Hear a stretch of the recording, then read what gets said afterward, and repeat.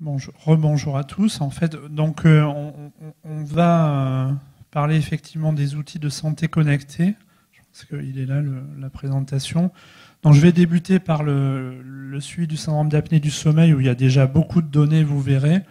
Et puis pour la VNI, on parlera plutôt des perspectives et des enjeux, bien qu'il y ait quelques données qui sont déjà disponibles. Et en fait, c'est intéressant parce que c'est deux contextes complètement différents de gravité et puis de type de prise en charge. Le syndrome d'apnée du sommeil, c'est une des maladies chroniques les plus fréquentes au monde. Là, on vient de republier un papier collaboratif sur la prévalence. On estime qu'il y a à peu près 1 milliard d'individus dans le monde qui ont un syndrome d'apnée du sommeil et probablement 30 millions qui ne sont pas diagnostiqués en Europe. Et ça va continuer à augmenter avec l'épidémie d'obésité et de diabète.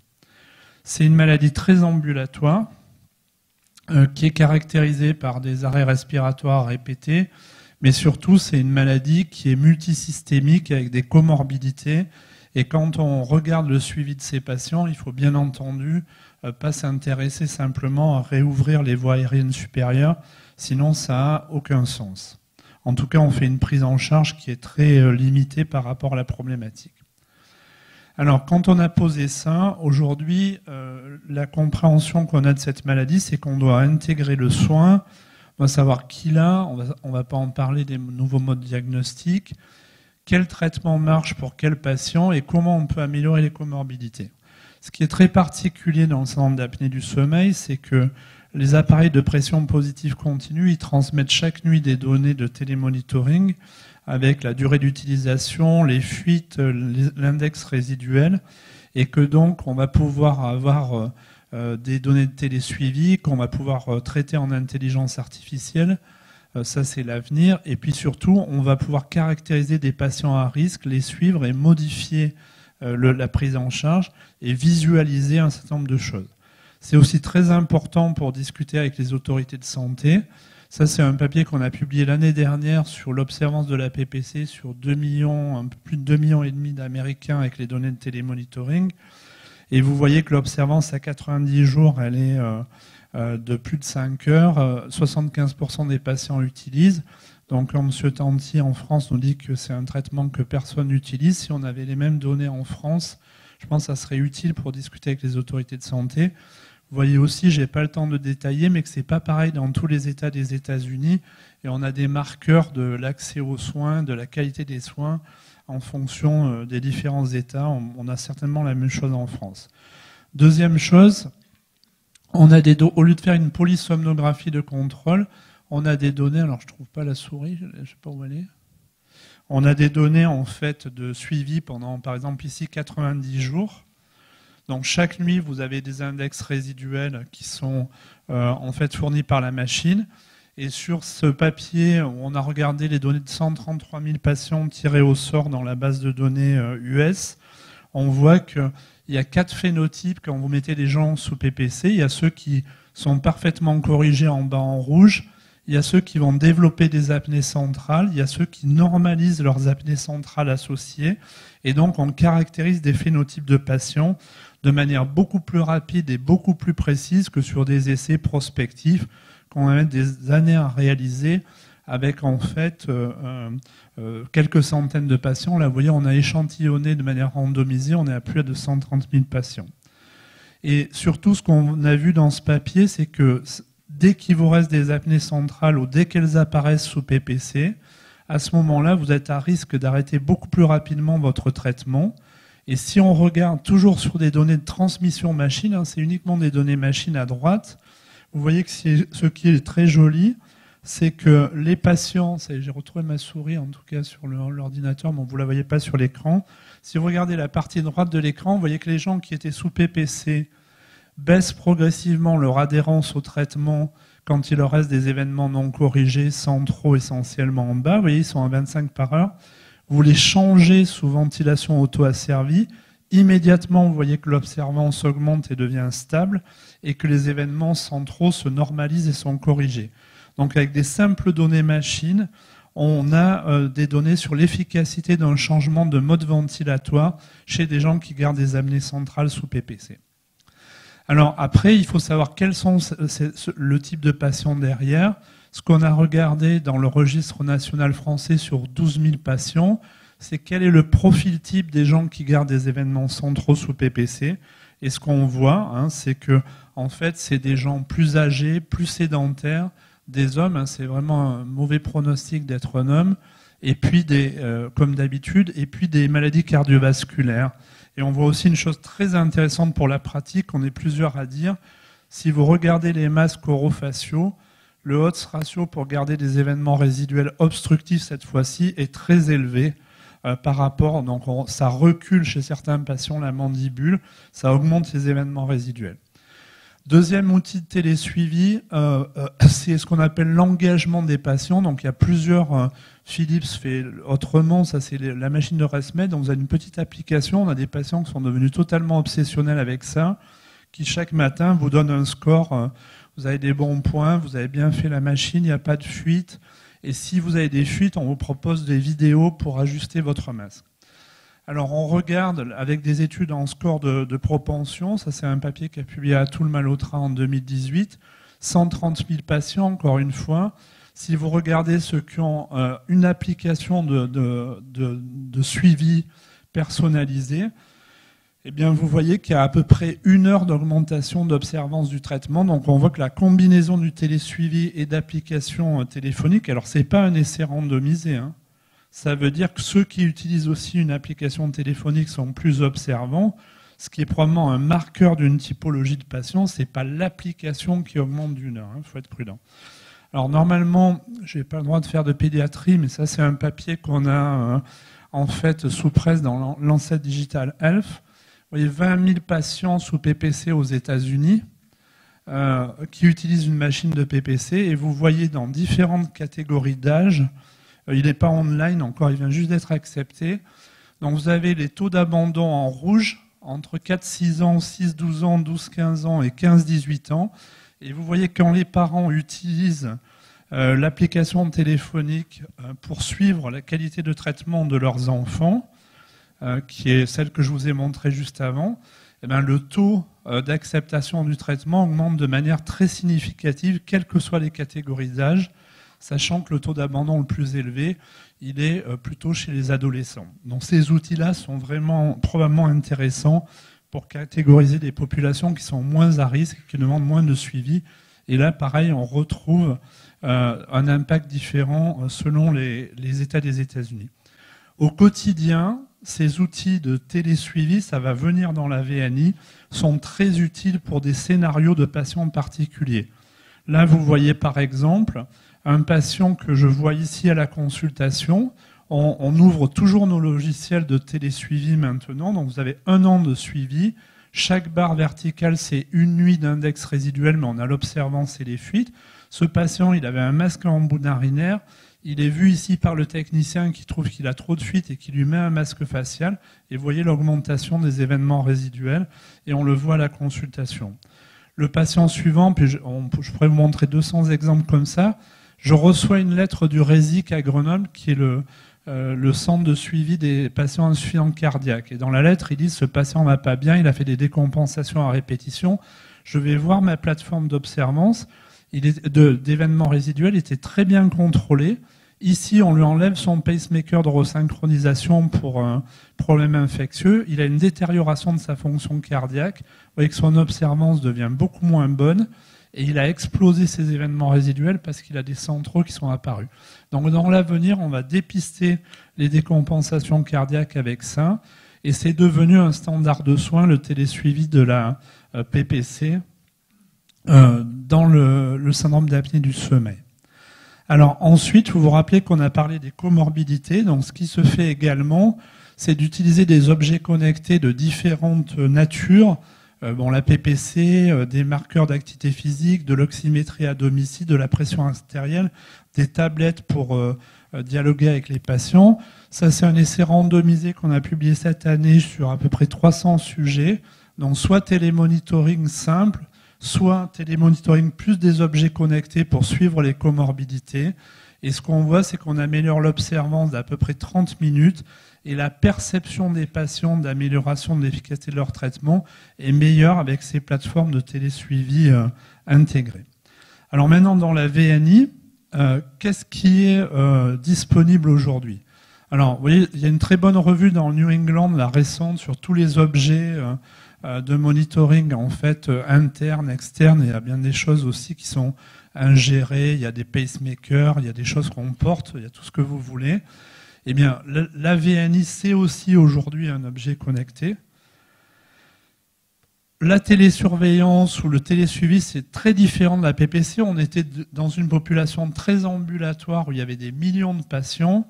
Là, on est dans des typologies de patients très différentes, des neuromusculaires, des syphoscoliotiques, ça c'est une de nos patientes SLA, le BPCO cachexique ou l'obèse hypoventilateur, c'est pas du tout les mêmes. Et donc il y a une première chose aussi, Claudio l'a évoqué, je vais montrer des choses juste complémentaires. Le premier objectif, c'est d'organiser le suivi à domicile. Quand vous avez des dizaines de milliers de patients, vous êtes un prestataire de soins ou un médecin, c'est bien qu'on ait des espèces de classes où quand vous ouvrez votre plateforme de suivi, on vous dise, là il y a un groupe qui a zéro problème, il y en a qui ont des problèmes d'observance, il y en a qui sont ici, il y en a qui vont avoir des problèmes d'index résiduel. La première chose, c'est de vous classer les malades. Et Claudio vous l'a dit, il y a différentes raisons pour lesquelles la VNI n'est pas efficace, je vais passer vite. Persistance d'obstruction pharyngée, fermeture glottique ou des fuites. Et donc, dès que vous avez identifié vos patients avec le logigramme dont on a déjà parlé, vous avez identifié vos groupes de patients homogènes, vous allez pouvoir dérouler votre logigramme comme ça vient de vous être présenté en fonction des besoins de réajustement de la VNI. Et l'avenir, c'est probablement d'avoir, en plus du télémonitoring de la VNI, des télémonitorings de la polygraphie ambulatoire et de la PCO2. Il y a des outils qui commencent à sortir. La deuxième ambition, c'est de prévenir les exacerbations. Et ça, à partir des outils machines, je vais vous montrer qu'on est capable de le faire. Il faut savoir que, par exemple, aux États-Unis, la BPCO, c'est une des premières causes de réhospitalisation pour exacerbation. Et aux États-Unis, si vous faites sortir un patient qui est réhospitalisé dans les 30 jours, c'est vous qui payez. Donc, inutile de vous dire qu'ils sont assez motivés pour réduire ces hospitalisations. Et donc, Jean-Christian Borel, qui est là, c'est essentiellement à lui que c'est dû ce travail. Donc, il a eu l'idée très originale d'utiliser les données machines. Donc, Claudio vous l'a dit, c'est des vraies polygraphies de très bonne qualité. Vous avez le volume courant, la fréquence respiratoire, les cycles déclenchés par le patient ou déclenchés par la machine, les fuites, et de dire ça doit être un marqueur de détection des exacerbations. Donc, on a fait ça avec un questionnaire tous les jours chez les patients pour chiffrer l'exacerbation, qui est le score exact. Vous voyez là, le patient, il n'est pas exacerbé, il fait son exacerbation. Si vous regardez ce qui s'est passé avec la machine, dans les données machines, on voit que la fréquence respiratoire augmentée, l'observance varie au moment de l'exacerbation et le nombre de cycles déclenchés par les patients aussi. Donc potentiellement, on va avoir des outils pour détecter les exacerbations de manière précoce et aussi voir le retour à la normale, puisque quand les gens vont mieux, vous voyez que ces paramètres ils vont se normaliser. Un exemple de nos patients avec Jean-Christian, une myopathie du chêne ventilée, très stable. Il est hospitalisé pour une décompensation. Vous voyez que son observance augmente de manière massive. Si vous regardez ces données pré-hospitalisation dans la machine, vous voyez que ça fait plusieurs jours qu'il augmentait sa fréquence respiratoire, plusieurs jours qu'il essayait de déclencher plus de cycles, et on aurait pu anticiper la décompensation en fait si on avait eu un regard sur les données machines appropriées. Il y a eu des choses de fait avec ce type de stratégie déjà dans la SLA, où on montre qu'entre un télémonitoring et un suivi usuel, il y a même un effet sur la survie, puisqu'il y a beaucoup d'événements chez ces patients neuromusculaires. La question qu'on se pose actuellement, c'est de combiner la VNI avec d'autres marqueurs. Vous voyez, ça c'est toujours la revue du New England. En fait, il y a le patient, il y a son dossier médical électronique, il y a tout son environnement. Et quand vous allez décompenser, il y a vos données machines, mais vous marchez moins, il y a une baisse du nombre de pas, etc. On aura sûrement des outils combinés à l'avenir. Je finis par l'initiation du traitement ambulatoire pour rester dans les temps, qui est aussi un des objectifs de ce télésuivi ou de cette télémédecine dans la VNI. avec, à mon avis, l'étude la plus intéressante récente qui est sous presse dans Chest. C'est pour la première fois une vraie étude de télémédecine. Donc c'est l'équipe de nos camarades des Pays-Bas, de Peter Wijstra. Donc en fait, vous voyez qu'ils ont randomisé des patients avec un démarrage de la VNI à domicile ou à l'hôpital, CDB-PCO qui sont à 80% sous oxygène, je le cherche, c'est là. Donc CDB-PCO qui sont réellement sévères, qui ont pour la moitié d'entre eux déjà exacerbé et qui ont, à l'occasion d'une exacerbation, déjà testé la VNI, je dirais. Et donc, je vous ai laissé le texte parce que pour moi, c'est la première étude, sauf si vous me dites le contraire, où c'est vraiment démarré à domicile, complètement avec de la télémédecine.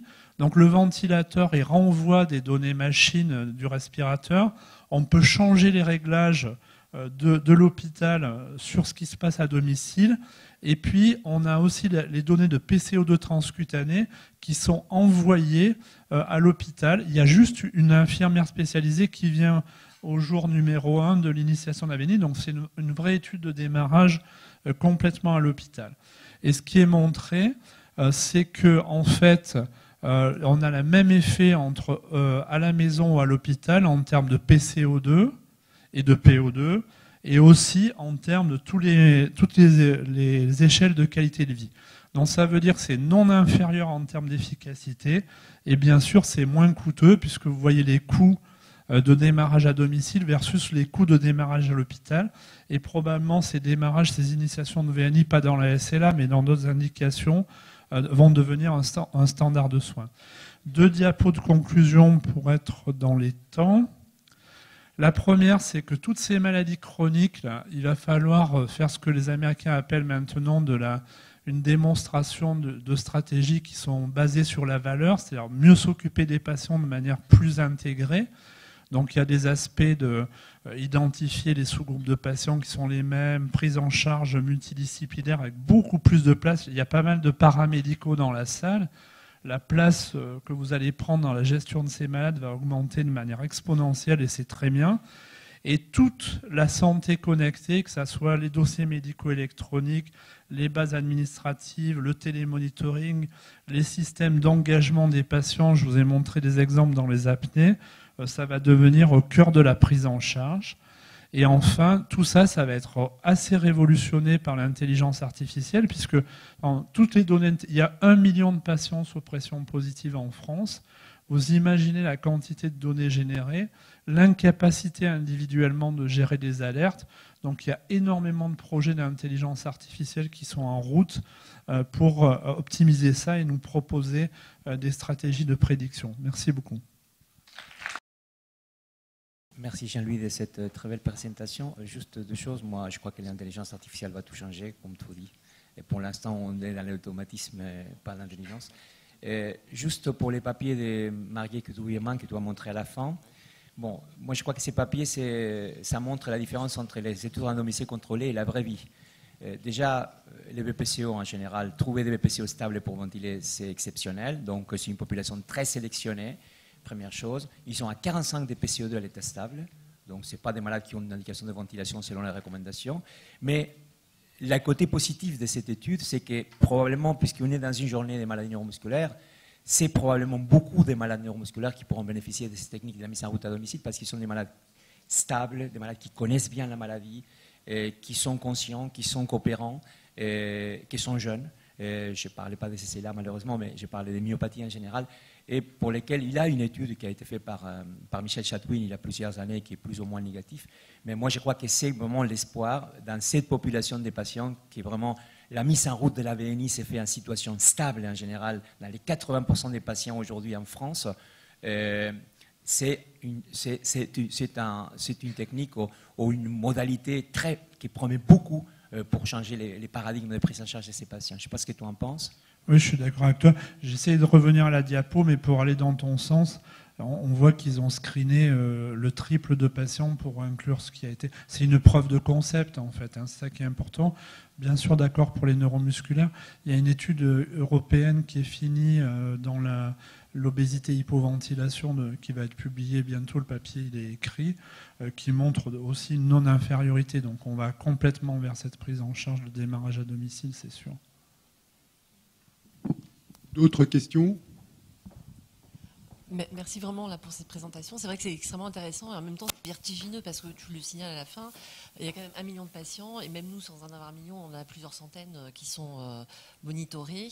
Et c'est comment on va arriver à gérer parce qu'on a une masse de données, on le sait, mais donc c'est très élégant et séduisant quand votre équipe montre donc les modifications des paramètres respiratoires. Mais comment on fait? Parce qu'on est face à des interfaces où avec un prestataire on a 600 patients, avec l'autre on en a 400 et comment on va pouvoir avancer pour pouvoir les dépister ces éléments, quoi. C'est très compliqué parce qu'il y a des intérêts qui sont divergents aussi entre les prestataires. Moi, je pense que ça va complètement faire bouger les lignes entre la place des prestataires.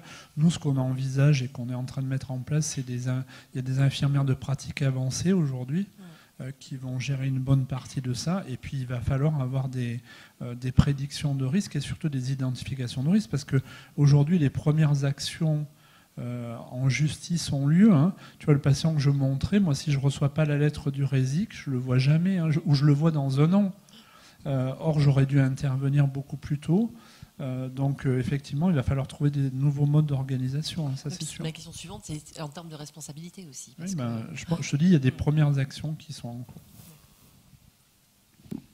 D'autres questions ?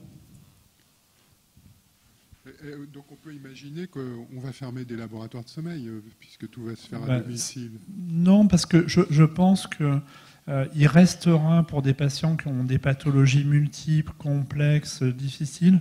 Aujourd'hui, on fait pas du tout face à la demande, mais c'est une réorganisation de l'accès au labo. Et c'est bien comme ça, je veux dire, on voit au laboratoire de sommeil aussi trop de patients qui sont très simples à gérer, qui n'auraient pas besoin d'y venir, on est d'accord, je pense.